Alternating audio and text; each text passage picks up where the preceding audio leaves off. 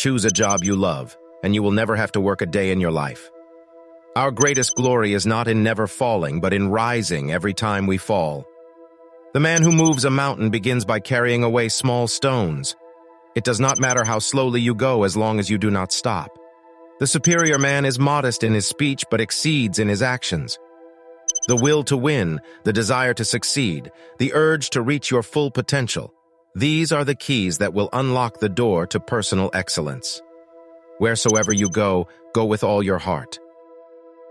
The more man meditates upon good thoughts, the better will be his world and the world at large. The will to conquer is the first condition of victory. The man who asks a question is a fool for a minute. The man who does not ask is a fool for life. Real knowledge is to know the extent of one's ignorance. To be wronged is nothing unless you continue to remember it. Silence is a true friend who never betrays.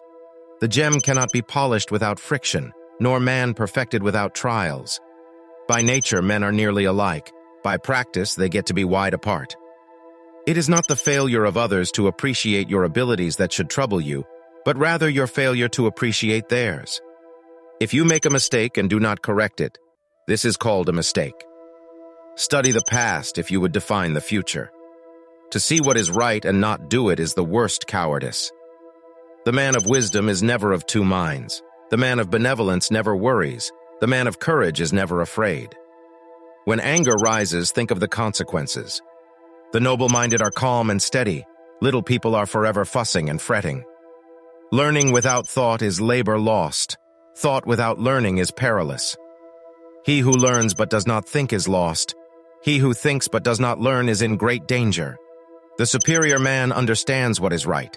The inferior man understands what will sell. To be able to practice 5 things everywhere under heaven constitutes perfect virtue, gravity, generosity of soul, sincerity, earnestness, and kindness.